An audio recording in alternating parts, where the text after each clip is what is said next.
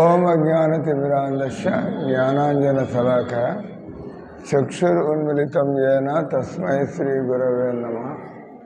శ్రీ చైతన్య మనోభీష్టం స్థాపితం యేన భూతలే స్వయం రూప కదామయం దదాతి స్వపదాంతకం. చేతులెత్తండి. జయ శ్రీకృష్ణ చైతన్య ప్రభు నిత్యానంద శ్రీ అద్వైత Gadadhara శ్రీవాసాది గౌరభక్తవృంద.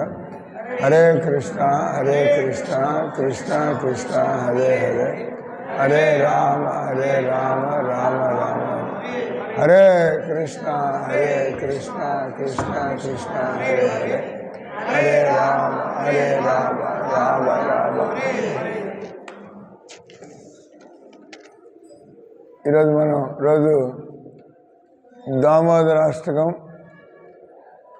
Where is that paper? Damodarashtakam. ఈరోజు మనం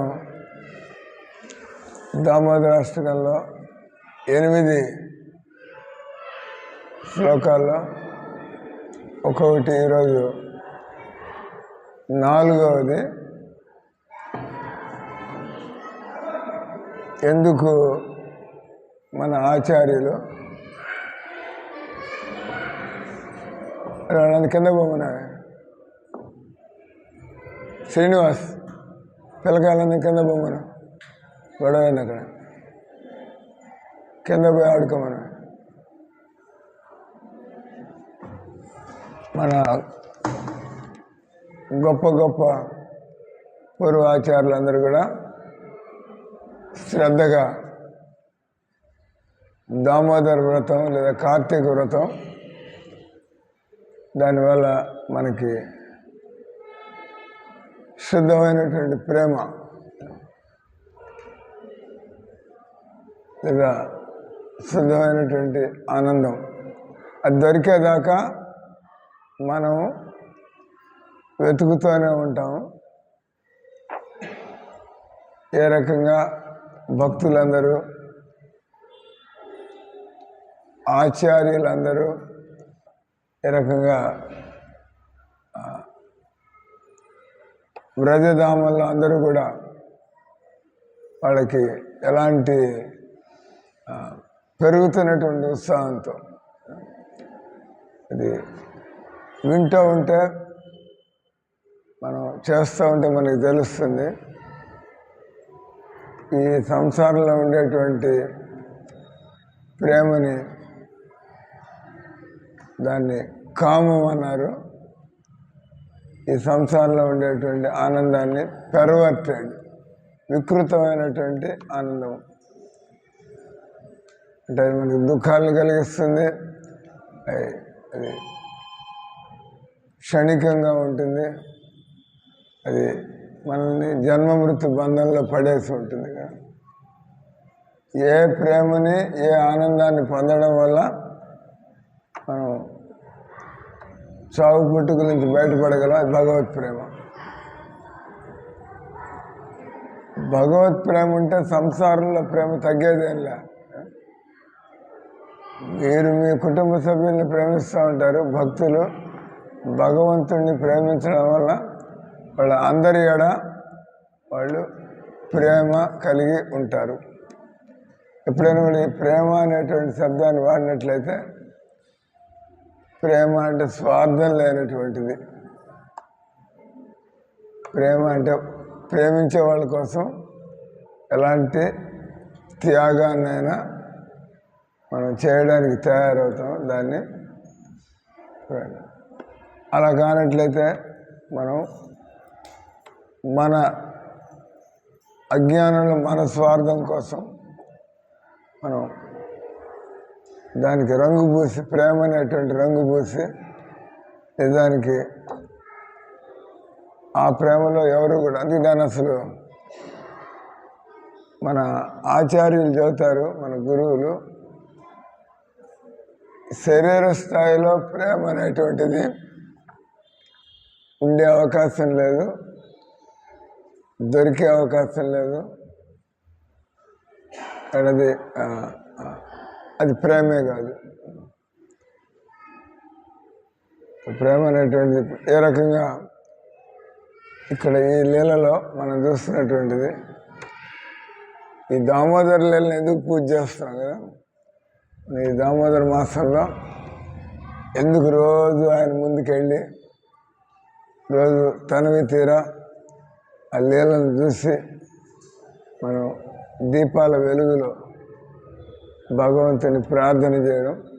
ఈరోజు మనం కొద్దిసేపు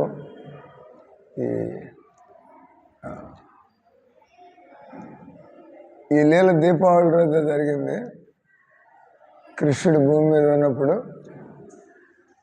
ఈ లీల దీపావళి. ఎందుకంటే త్రేతాయుగంలో భగవంతుడు అయోధ్యకి తిరిగి వచ్చినప్పుడు అయోధ్య వాసులంతా కూడా వాళ్ళ అయోధ్య నగరాన్ని అంతా కూడా దీపాలతో నింపేసి, కాబట్టి కృష్ణుడికి ముందు రామావతారం కాబట్టి దీపావళి అనేటువంటిది కృష్ణుడు అవతారం. అప్పుడు కూడా కృష్ణుడు కూడా యశోదమ్మ కృష్ణుడికి రాముడి గురించి చెబుతూ ఉండేది. రాముడు ఇట్లా అట్లా అంతా దేవుడి గురించి చెప్పాలి కదా పిల్లలకి.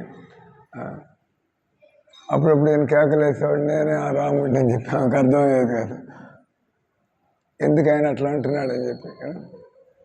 యశోదమ్మకి అర్థమయ్యేది కాదు. నేను వాత్సల్య ప్రేమలో కృష్ణుని ఎప్పుడు ఆమె దేవుడిగా భావించలేదు యశోదమ్మ. అప్పుడప్పుడు కృష్ణుడు తన నోటిలో బ్రహ్మాండాలను చూపించడము, భగవంతుడు అద్భుతమైన పనులు చేసినప్పుడు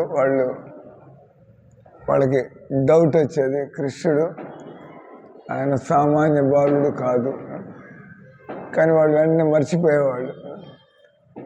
ప్రేమ కొద్దీ ఆ లీల జరిగినప్పుడు పూతన రాక్షసుని చంపినప్పుడు, శకటాసురుని చంపినప్పుడు, తృణావర్తుడిని చంపినప్పుడు, బకాసురుని చంపినప్పుడు, కాళీ దమనం చేసినప్పుడు, ఈ యమలార్జున ఉద్ధారం, దీని తర్వాత జరిగేటువంటి లీల యమలార్జునులు. కొద్దిగా మనం 8:15 దాకా ఈ విషయాలు చెప్పుకుందాం. సో ఈ లీల దీపావళి రోజు జరిగింది. మామూలుగా ఈ లీలకు ముందు బ్రహ్మ విమోచన లీల,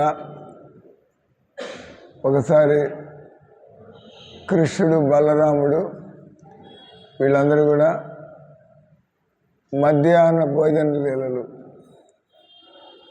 మధ్యాహ్నం టైంలో వాళ్ళంతా కూడా గోచరణ లీలలు. భగవంతుడు మధ్యాహ్నం టైంలో ఆయన ఉదయాన్నే ఈ చల్ది మూటలు వాళ్ళు అన్నీ వండుకొని మూటలు భుజాన వేసుకొని ఆవుల్ని కాయడానికి వెళ్ళి మధ్యాహ్నం కాగానే 12 గంటల అట్లా కాగానే వాళ్ళంతా కూర్చుని అంత వలయాకారంలో కూర్చుని వాళ్ళు ఎవరు తెచ్చిన వాళ్ళంతా కూడా చక్కటి, అంటే ఎవరు కృష్ణుడి లీలల్లో పాల్గొంటారు అంటే వాళ్ళలో ఉండేటువంటి ప్రేమ అనుబంధం, అంటే వాళ్ళంతా ఫ్రెండ్స్ లాగా, ఇప్పుడు ఉండేటువంటి ఫ్రెండ్స్ లాగా కాకుండా వాళ్ళు ఫ్రెండ్స్ అనగానే మనం ఇంగ్లీష్లో ఒక సామెత అంటాం కదా, ఎ ఫ్రెండ్ ఇన్ నీడ్ ఇది ఫ్రెండ్ ఇన్ డీడ్. నిజమైనటువంటి స్నేహితుడు అంటే తన మిత్రుడి యొక్క కష్టాల్లో, మిత్రుడి యొక్క అవసరాల్లో ఆదుకోవడానికి ఎప్పుడు నిలబడడానికి రెడీగా ఉంటాడు మిత్రుడు. అంటే వీళ్ళంతా కూడా కృష్ణుడితో పాటు ఉండేటువంటి మిత్రులు వాళ్ళు ఎలాంటి ఫ్రెండ్స్ అయి ఉంటారు మనం ఊహించుకోవచ్చు. భగవంతుడు తన మాటను తప్పేది లేదు.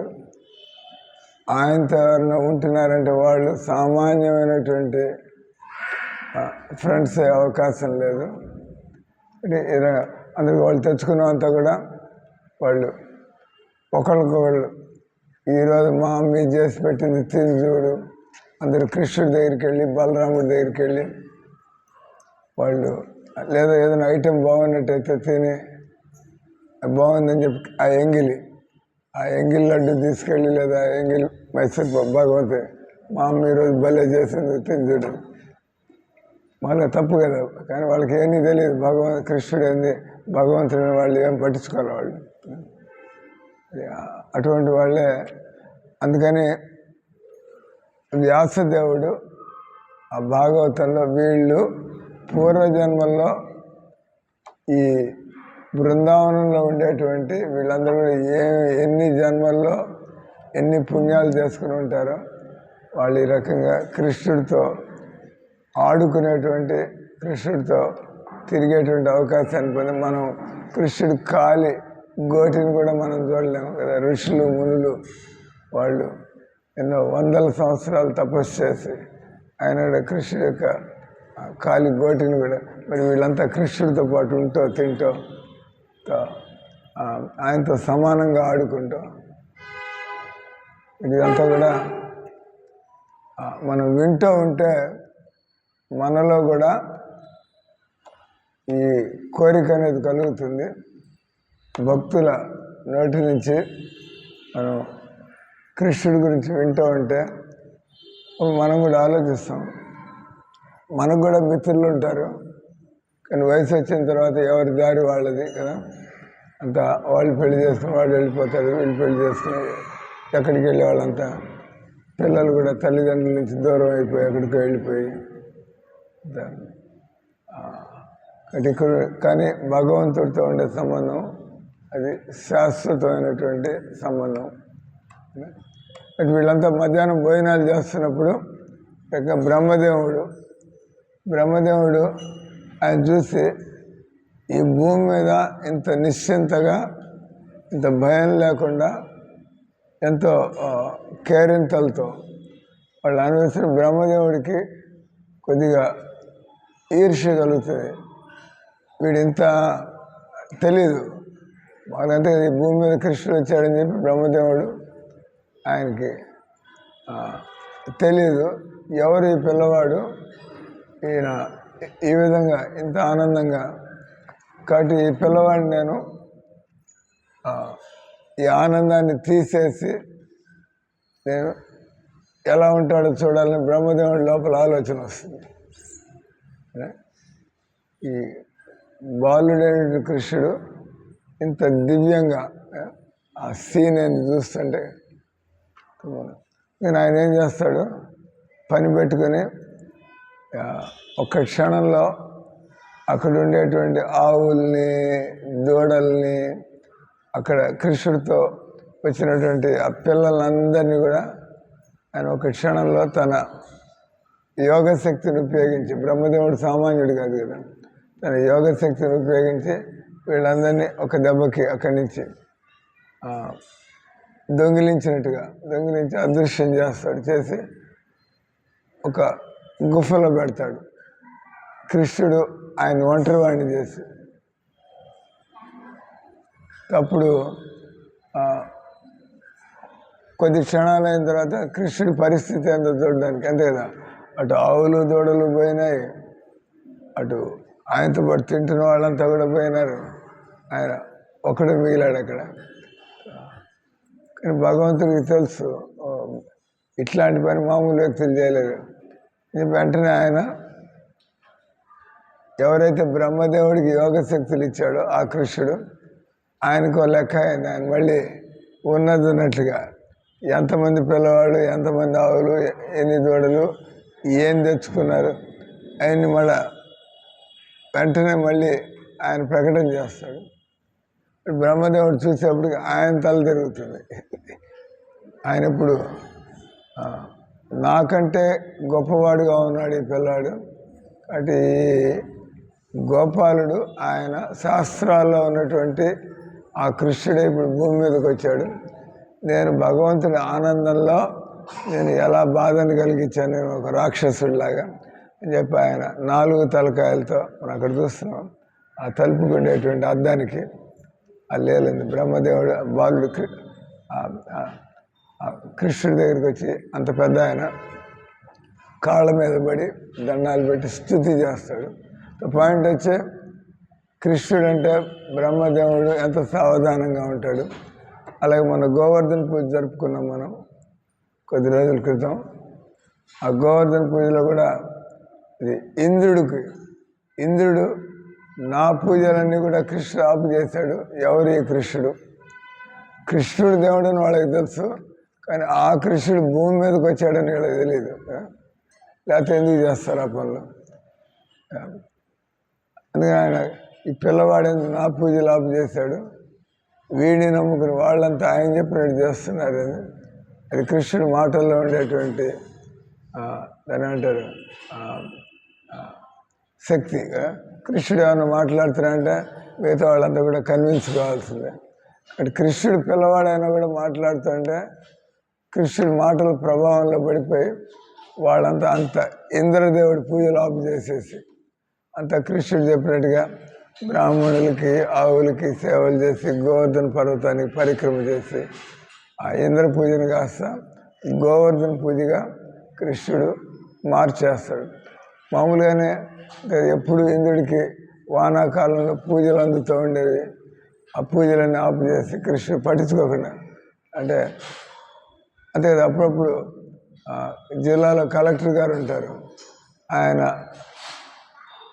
పెత్తనం చేస్తూ ఉంటాడు, జిల్లా అంతా కూడా కలెక్టర్ గారు. కానీ ముఖ్యమంత్రికి ఫోన్ వచ్చేప్పటికి ఆయన గుర్తొస్తూ, నేనేమి ఇండిపెండెంట్ కాదు, నా పైన వాళ్ళు కూడా ఉన్నారు, వాళ్ళు చెప్పినట్టుగా నేను పనిచేయాల్సి అంతే కదా. సీఎం దగ్గర ఫోన్ వచ్చిన సార్ అని చెప్పి తిరుగుతూ ఉండాలి. ఆ రకంగా ఇంద్రుడు ఆయన కొద్దిగా మర్చిపోయి నేనెంత శక్తివంతునని ఫీల్ అవుతున్నాడు. ఆయన నా పూజలు ఆపు చేశారు, ఈ పిల్లాడి మాట నన్ను నేను చూపిస్తాను, నా తడాక అయింది అని చెప్పి ఆయన ఈ ప్రళయకాలపు వానల్లాగా సంవర్తక మేఘాలను పంపించి ఆయన. కానీ భగవంతుడు కొద్దిసేపు ఆ ఇంద్రుడి ప్రభావాన్ని, అప్పుడు వీళ్ళంతా కూడా ఆ చలి గాలికి ఆ వానలకి వీటన్నిటికీ అంత ఆవులు దూడలు అన్నీ కూడా ఇది నార్త్ ఇండియా శీతాకాలం విపరీతమైన గాలులతో వాన, దానివల్ల ఈ దూడలు ఆవులు బ్రజబాసులు అందరూ కూడా వాళ్ళంతా కూడా ఆహాకారాలు, సునామీ వచ్చినట్లుగా అంత వాళ్ళంతా కూడా ఇంకా ఎప్పుడు కష్టాలు వచ్చినా కూడా వాళ్ళంతా కృష్ణుడి దగ్గరికి వెళ్ళిపోయి వాళ్ళ భయాలన్నీ కూడా కృష్ణుడి దగ్గరికి వెళ్ళిపోయి నువ్వు ఏదో ఒకటి చేయాలని చెప్పి. అప్పుడు కృష్ణుడు ఇంద్రుడి యొక్క గర్వాన్ని అంచడానికి, తర్వాత బ్రజభాసులకి తానెవరో తెలియడానికి, ఆయన సులభంగా అందరికీ షెల్టర్ ఇవ్వడానికి గోవర్ధన పర్వతాన్ని పైకెత్తేసి ఎడమ చేతితో చిటికిన వేలతో గోవర్ధన పర్వతాన్ని పైకెత్తి అందరినీ పిలిచి ఆయన యోగశక్తి వల్ల ఎంతమంది వచ్చినా కూడా ఆ పర్వతం మీరు అనొచ్చు కింద నుంచి నీళ్ళు వస్తూ ఉంటాయి కదా, పర్వతం మీద నీళ్లు పడతాయి, చుట్టుపక్కలంతా నీళ్లు పడుతున్నాయి, ఆ వానలు విపరీతంగా వస్తుంది, లెవెల్ పెరుగుతాయి, నీళ్లు మోకాళ్ళ దాకా వచ్చి. మరి మనం ఎప్పుడు ఆలోచించాం, కృష్ణుడు పర్వతాన్ని ఎత్తాడు, అందరు దానికి ఎందుకు వెళ్ళారు, అంతటితో అయిపోయింది అయింది, ఆ నీళ్ళని ఎక్కడికి పోతున్నాయి, నీళ్ళని పోతాయి కదా. వాళ్ళు నెత్తి మీద పడకుండా మనం అప్పుడు గొడుగు పట్టుకుంటాం, మన నెత్తి మీద పడవు కానీ పక్కన పడతాయి కదా నీళ్ళు. విపరీతమైన వానలు అయితే అంత మామూలుగా వాటర్ లెవెల్ పెరుగుతూ వస్తుంది కదా. అంటే మన ఆచార్యులు వివరిస్తారు, భగవంతుడి దగ్గర ఆయన పారాఫెర్నేలియా, భగవంతుడు ఎప్పుడున్నా కూడా ఆయనతో పాటు సుదర్శన చక్రం ఉంటుంది, ఆయనతో పాటు అనంత శేషుడు ఉంటాడు. భగవంతుడు ఎక్కడ తిరుగుతున్నా కూడా వాళ్ళ పార్షదులు ఆయనతో పాటు. కాబట్టి అనంత శేషుడు ఆయన ఏం చేస్తాడు, శుద్ధంగా ఆయన పెద్ద చుట్టలాగా చేసి ఆ పర్వతానికి నీళ్లు అనంత శేషుడు బయటపడుతూ బయట నీళ్ళు గోడలాగా. హనుమంతుడు ఏ రకంగా రావణుడి దగ్గర పోయినప్పుడు రావణుడు ఎత్తులో కూర్చుని హనుమంతుడిని అవమానం చేయడానికి, హనుమంతుడు ఎవరో తెలియక దూతలాగా వస్తే అవమానం చేయడానికి, ఆయన మాత్రం పెద్ద సింహాలు మామూలుగా ఎవరిని వస్తే గౌరవించడానికి వాళ్ళకు కూర్చోడానికి ఇవ్వాలి. కానీ రావణుడు ఏం పట్టించుకోకుండా ఏ కోతి వీడికి ఆసనం ఇచ్చేది అని చెప్పి, అంటే హనుమంతు తన తోక చుట్టి రావణుడి కంటే ఎత్తులో కూర్చుంటాడు.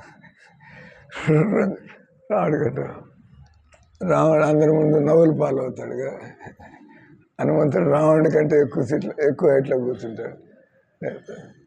ఆ రకంగా అనంత శేషుడు ఈ ఇంద్రుడి యొక్క మదాన్ని అణచడానికి ఆయన ఒక చుట్టలాగా ఆయన ఎక్కడ ఒక బొట్టు నీళ్ళు లోపలికి రాకుండా ఆ రకంగా తర్వాత ఈ ఇంద్రుడికి తెలిసి వస్తుంది ఈ కృష్ణుడు సామాన్య బాలుడు కాదు, ఈయన భగవంతుడు అని చెప్పి కదా. ఆ తర్వాత ఆయన దిగి వస్తాడు, అంతా ఆపు చేస్తాడు. కానీ ఆ నీళ్ళన్నీ బయట ఉన్నాయి కదా, సుదర్శన చక్రం గిరిగిరి ఉంది, అంత కొద్ది నిమిషాలను మొత్తం అంతా నార్మల్ అయిపోతుంది. మామూలుగా మనకి అంత పెద్ద వాన పడితే మనం చూస్తూ ఉంటాం, ఓ వారం రోజులు పడితే బురదంతా ఇంకి మళ్ళీ మామూలుగా నీళ్ళని పోయి. కానీ భగవంతుడి దగ్గర ఏముంటుంది? సుదర్శన చక్రం. సుదర్శన చక్రం వేడికి ఏం వేడి కావాలంటే ఆ వేడంతా వస్తుంది సుదర్శన చక్రం నుంచి కదా. ఆ రకంగా మొత్తం అంతా కొద్ది క్షణాల్లోనే కొద్ది నిమిషాల్లో అంతా అందరిని భగవంతుడు ఈ 7 రోజులు భగవంతుడు ఎన్ని రోజులు ఆయన వాన కురుస్తుంది, 7 రోజులు. ఆ 7 రోజులు కూడా భగవంతుడు. అప్పుడు వాళ్ళందరికీ కూడా తెలుస్తుంది ఈ కృష్ణుడు మన మధ్యలో ఉంటున్నా కూడా ఆయన సామాన్యుడు కాదు. అంటే 7 రోజులు పర్వతాన్ని చిటికిన వెళ్ళింది. వాళ్ళందరికీ ఆకలి ఘాటం లేదు, దప్పికి ఘాటం లేదు. ఎందుకంటే కృష్ణుని చూస్తూ ఉంటే అంత మర్చిపోయారు వాడు. తర్వాత కృష్ణుడి యొక్క యోగశక్తి, కృష్ణుడితో ఉండి వాళ్ళకి ఆకలి లేదు, దప్పిక లేదు, ప్రశాంతంగా అంతా కూడా. ఇక్కడ పాయింట్ వచ్చి ఇంద్రుడు ఎలా లొంగిపోతాడు కృష్ణుడికి, ఎలా బ్రహ్మదేవుడు ఎలా లొంగిపోతాడు అంటే కృష్ణుడిని ఎవరు కూడా అదుపు చేయలేరు. మరి యశోదమ్మ ఎలా కృష్ణుడిని అదుపు చేసింది కదా. అంటే ఇక్కడ గొప్పతనం అది. భగవంతుడు మనం ఏం చేసినా కూడా ఆయన మనం అదుపు చేయలేము. భక్తితో మనం ఓపికగా భక్తి చేస్తూ ఉంటే భగవంతుడి దృష్టిని మనం ఆకట్టుకున్నట్లయితే ఏమన్నా మీరు అనొచ్చు, మనం 40 ఏళ్ళ నుంచి భక్తి చేస్తున్నాము, ఇంకా నా వృత్తులేం మారలేదు. భగవంతుడు కావాలంటే ఒక క్షణంలో అంతా. కానీ భగవంతుడు ఎలా మనం మన శక్తితో మన మనసును కంట్రోల్ చేసుకోలేము అనేది తెలియడానికి, తర్వాత మనం ఎన్ని జన్మల నుంచి ఏం అనుభవిస్తాం మన తలకాయ ఇట్లా తయారైంది. మనం జపం చేస్తూ ఉంటాం, కొంత క్లీన్ అవుతూ ఉంటుంది, మళ్ళీ లోపల నుంచి కొత్త కోరికలు బయటకు వస్తూ ఉంటాయి. మనకు అనిపిస్తుంది ఏమో 40 ఏళ్ళు అయిపోయింది, ఇంకా బతికి అట్లాగే ఉంది, ఏమన్నా అసలు బాగుపడతాం లేదు. కొంత లాభం కనిపిస్తుంది. కానీ మహాత్ములందరూ చెప్పినట్లుగా మనం శుద్ధ భక్తుడైపోయి మనం ఈ సంసార బంధాలు, సంసార కోరికలు, సంసార వికృతాలు, కామ క్రోధ లోభ మద మోహం ఆశ్చర్యాలు ఇవన్నీ కూడా పోయాయండి. అంటే భగవంతుడు మనం చూస్తున్నాడు, నువ్వు నీ అంతటా నువ్వు ఈ విధంగా మారడంలో నువ్వు అసమర్థుడు, నీ వల్ల కాదు, అంతే కదా. భగవంతుడి మాయాశక్తిని ఎవరు దాటగలరు, వీలు కాదు. కానీ మనం ఈ లీలలో మనం నేర్చుకునేటువంటిది సంక్షేపంలో కృష్ణుడు తుంటరి పనులు చేశాడు. తర్వాత పిల్లలందరూ కూడా తల్లింటి భయపడతారు, పగలు కొట్టినా ఎన్ని చేస్తే కృష్ణుడు భయపడిపోయినట్లుగా పారిపోయి యశోదమ్మ చూస్తుంది, అంత పగిలిపోయి నేల మీద ఉందంత ఈ పెరుగంతా నేల మీదకి వచ్చేసి, తర్వాత కృష్ణుడు లోపల వెన్నకొండలను కూడా పగలగొట్టి ఆయన్ని తింటూ కోతులకు పెడుతూ, తర్వాత బెదురు చూపులు చూస్తూ వాళ్ళ అమ్మ వస్తే ఎట్ట తప్పించుకోవాలని చెప్పి యశోదమ్మకి తెలుసు ఆ కృష్ణుని ఎలా పట్టుకోవాలని చెప్పి. అంటే పిల్లాడు అటు పరిగెడతాడు భయపడి. అంటే నేను వడిగా అడుగులు వేస్తే పట్టేసుకోవచ్చు అని చెప్పి సరిగ్గా ఆ నీళ్ళలో తెలుస్తుంది. పిల్లవాడిని పట్టుకోలేకపోతుంది. అక్కడ కృష్ణుడు తల్లిని నవ్వుల పాలు చేయకుండా అందరి ముందు అందరు చూస్తున్నారు. తల్లి అవమానం పాలు కాకుండా భగవంతుడు కొద్దిసేపు అంటే చూపించాడు, నన్ను ఎవరూ పట్టుకోలేరు, బ్రహ్మదేవుడే పట్టుకోలేకపోతే, శివుడే పట్టుకోలేకపోతే ఇంకెవరు పట్టుకుంటారు, ఎవరు పట్టుకునే అవకాశం లేదు. భగవంతుడు తల్లికి అటు తిప్పి అలసిపోయి జుట్టు అంతా కొద్దిగా చిందరవందరవుతూ అలసిపోయి రొప్పుతో ఉండే ఇంకా కృష్ణుడు చూశాడు, తల్లిని ఆ విధంగా పెట్టదలుచుకోలే. అప్పుడు ఆయన టక్కని దొరికాడు. అంటే భగవంతుడు ఆయన కావాలంటేనే ఆయన మనకి దర్శనం ఇస్తాడు. ఆయన కావాలంటేనే మనం ఈ సంసారం నుంచి మనం బయటపడగలుగుతాం. కానీ మన వంతు ప్రయత్నం ఏ రకంగా యశోదమ్మ పూర్తిగా ప్రయత్నం చేసిందో, తన వంతు ప్రయత్నం చేసిందో మనం కూడా ఆ విధంగా గట్టిగా ప్రయత్నం చేస్తూ ఉండాలి. రెండోది, కృష్ణుడి మొహం చూసి కృష్ణుడిని బెత్తంతో కృష్ణుడిని మందలిద్దామని చెప్పి కృష్ణుడు మరీ బెదిరిపోయినట్టుగా మొహం పెట్టేప్పటికి ఆ సుందరమైనటువంటి కృష్ణుడి యొక్క బెదిరిపోయిన మొహాన్ని చూసి కృష్ణుడిని మొహాన్ని ముద్దులు పెట్టుకుని ఆయన భయపడుతున్నాడు పిల్లాడిని పక్కన పడేసి, ఆయన కూడా ఈయనకి ఏదో ఒక నేర్పించాలా, ఇట్లాంటి తొంటరి పనులు చేయకూడదని నేను కట్టేస్తాను. కట్టేయడం వల్ల ఇష్టమైనట్టు తిరగలేడు. రెండోది, ఆయనకి ఫ్రెండ్స్తో ఆడుకునే అలవాటు. కట్టేస్తే మిగతా ఫ్రెండ్స్ అంతా ఎగతాళి చేస్తే పోలేడు వాళ్ళ దగ్గరికి.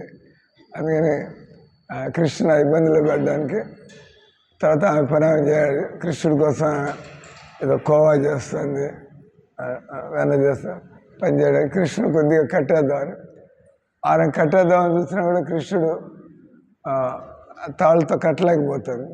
అది కనిపించినటువంటి ఆ తాడు ఈ తాడు 4-5 తాళ్ళు పిల్లాన్ని కట్టడానికి ఎంత తాళ్ళు కావాలి కదా, కొద్ది తాడు సరిపోతుంది. కానీ ఆ కనిపించిన తాళ్ళల్లో కలిపి ఆ చీర కూడా పాత చీర ఉంటే దాన్ని కూడా కలిపి ముడేసి కృష్ణ కట్టేయడానికి మళ్ళీ అందరూ కూడా నవ్వుతూ ఉంటారు. యశోదమ్మ తన పిల్లవాడిని కట్టేయలేకపోతుంది. అప్పుడు కృష్ణుడు ఇంకా పూర్తిగా ప్రయత్నం చేసింది అనేది చూసి ఇంకా పట్టుబడడానికి, ఎందుకంటే తర్వాత ఇంకోటి ఏదో జరగబోతుంది. ఆ కృష్ణుడిని రోలుకి కట్టేస్తుంది. చక్కెర రోలుకి కట్టేస్తే ఇప్పుడు కృష్ణుడు మెలిగి ఆమె ఇంకా కృష్ణుడు ఎక్కడ కదలకుండా పడి ఉంటాడని చెప్పి లోపలికైతే ఆయన సులభంగా పెద్ద రోల్, అది మామూలుగా మనం దంచుకునే రోలు, ఆ రోలు లాక్కుంటూ వాళ్ళ పెరటి ప్రదేశంలో 2 చెట్లు ఉంటాయి. కృష్ణుడు కావాలని చెప్పి 2 చెట్ల మధ్యలోకి పోయి 2 చెట్ల మధ్య కృష్ణుడు బయటకు వచ్చే రోలు ఇరుక్కుంటుంది. అక్కడ కృష్ణుడు లాగుతాడు దాన్ని. భగవంతుడి బలం, అంతు లేనటువంటి బలం భగవంతుడు. చూడడానికి పిల్లవాళ్ళ ఉన్నా కూడా లాగేప్పటికి పెద్ద శబ్దం చేస్తూ పేడ మన శబ్దం చేస్తూ 2 చెట్లు కింద పడి అంత శబ్దం వస్తుంటే అక్కడ పిల్లకాయలంతా కూడా చూస్తూ ఉంటారు. కృష్ణుడికి ఏమవుతుంది అట్లా చూస్తున్నారు. కృష్ణుడికి ఏం కాదు, ఆ 2 చెట్లు పడిపోతాయి. దానిలోంచి ఎంతో అందమైనటువంటి 2 వ్యక్తులు, ఎందుకంటే వాళ్ళు గంధర్వులు కదా, గంధర్వులు శాపం వల్ల వాళ్ళు కృష్ణుడి ముంగిట్లో చెట్లుగా బతకాల్సి వస్తుంది. వాళ్ళు చేసినటువంటి అపరాధం వల్ల నారదుడు శపిస్తే వాళ్ళు కాళ్ళ మీద పట్టి కృష్ణుడు ఉద్ధరిస్తారంటే భగవంతుడు నారదుడి యొక్క మాటను నిజం చేయడానికి, తర్వాత ఈ యమలార్జును ఉద్ధరించడానికి భగవంతుడు కావాలని ఆ రోలుని లాక్కుంటూ తను కట్టేసిన రోలు దాన్ని లాక్కుంటూ పట్టుతో లాక్కొచ్చాడు. లాగే 2 చెట్లు పడిపోతాయి. అందరూ పరిగెత్తుకు వస్తారు. అంత పెద్ద చెట్లు పడిపోయేప్పటికి ఎలా పడిపోయేది, ఎందుకు పడిపోయాయి, అంత పెద్ద గాలి ఇవేం లేవు కదంతా మామూలుగానే ఉంది వాతావరణం, చెట్లు ఎట్లా పడిపోయినాయి. వాళ్ళు పిల్లకాయలు చదువుతూ ఉంటారు. ఏదో కృష్ణుడు ఇట్లా లాగే తర్వాత 2 గొప్ప దేవతలు 2 వచ్చారు. వాళ్ళు కృష్ణుడికి దండాలు పెట్టి స్థుతి చేసి వాళ్ళు నమ్మలేకపోతారు. కానీ జరిగింది కాబట్టి ఈ రకంగా ఎప్పుడు కూడా ఏదో ఒకటి కృష్ణుడు ఎక్కడుంటే అక్కడ ఏదో ఒక అద్భుతాలు జరుగుతూ ఉంటాయి. మనం గట్టిగా భక్తి చేస్తూ ఉంటే మనం కూడా జీవితంలో చూడవచ్చు. అనుకోని విధంగా ఎలా మన చుట్టూరా భగవంతుడి దయ వల్ల మనకి ఆనందం కలిగే విధంగా పరిస్థితులు ఏర్పడుతుంది. అదేనండి.